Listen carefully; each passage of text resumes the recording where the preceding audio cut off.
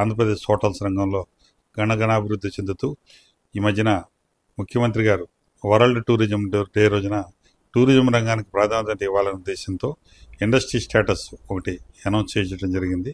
అలాగే గతంలో ఇచ్చిన జీవోని అర్ధరాత్రి 12 గంటల దాకా రాష్ట్ర వ్యాప్తంగా అన్ని హోటల్స్ రెస్టారెంట్స్ తెరిచి ఉండాలనే ఉద్దేశంతో ముఖ్యమంత్రి గారికి రిప్రజెంటేషన్ ఇవ్వడం జరిగింది. గతంలో ఇచ్చిన జీవోని పోలీసు వారు లైన్లో తీసుకురాలేదని చెప్పి ముఖ్యమంత్రి గారికి తెలియజేసినప్పుడు వెంటనే దాన్ని యాక్సెప్ట్ చేశారు. అలాగే స్కిల్ డెవలప్మెంట్ సెంటర్స్ హోటల్స్కి సంబంధించిన స్టాఫ్కి ట్రైనింగ్ ఇవ్వడానికి ఆంధ్ర రాష్ట్రంలో 3 జోన్స్ ఉన్నాయి. Visakhapatnam zone, Vijayawada zone, Rayalaseema zone. ఈ 3 జోన్స్లో కూడా ట్రైనింగ్ సెంటర్స్ పెట్టాలని ముఖ్యమంత్రి గారికి తెలియజేశాం.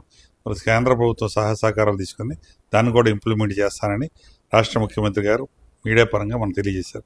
అలాగే చాలా పెద్ద పెద్ద స్కీమ్స్ ఉన్నాయి. గవర్నమెంట్లో చేయాల్సిన ప్రాసెస్ చాలా ఉంది.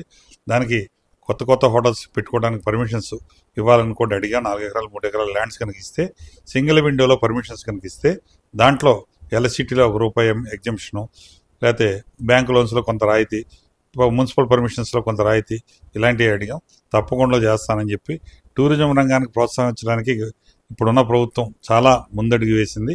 దాన్ని దృష్టిలో పెట్టుకొని కోస్టల్ ఏరియాలో సుమారుగా 970 కిలోమీటర్లు సముద్ర తీరం ఉంది.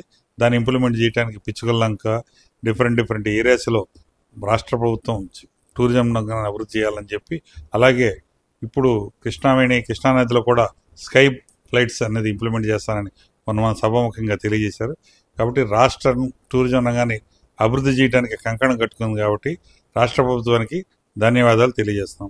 రీసెంట్గా సిగ్వి ఇష్యూ మీద మాకు సిగ్వికి జొమాటో గత 8 సంవత్సరాల నుంచి మాకు ఉంది. హోటల్ రంగంలో రెస్టారెంట్స్ వాటి సప్లై చేయడం విధంగా ఉంది.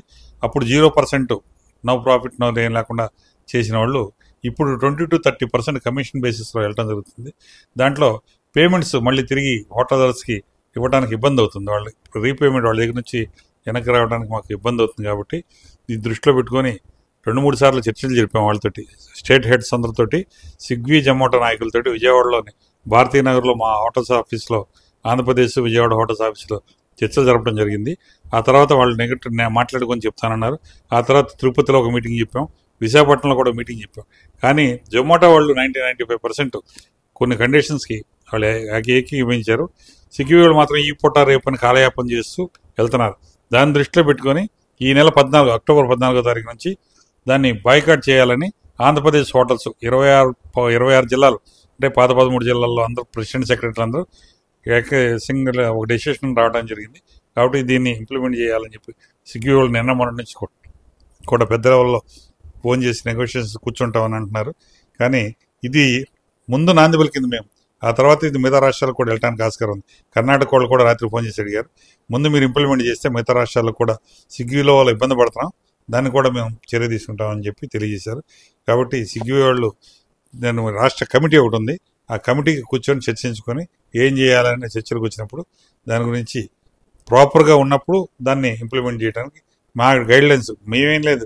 కస్టమర్కి ప్రాపర్గా టైంకి ఫుడ్ అందాలి, ఇన్ టైం రేట్స్ రీజనబుల్గా ఉండాలని కస్టమర్స్కి ఇవ్వాలనే ఉద్దేశం ఆ హోటల్స్ రంగం యొక్క ధ్యేయం. ఆంధ్రప్రభ వారికి ఆంధ్రప్రదేశ్ హోటల్స్ తరఫున ప్రత్యేక ధన్యవాదాలు. దసరా శుభాకాంక్షలు ఆంధ్రప్రదేశ్ హోటల్స్ నుంచి రాష్ట్ర ప్రజలకి, మీడియా మిత్రులందరికీ ప్రత్యేక అభినందనలు.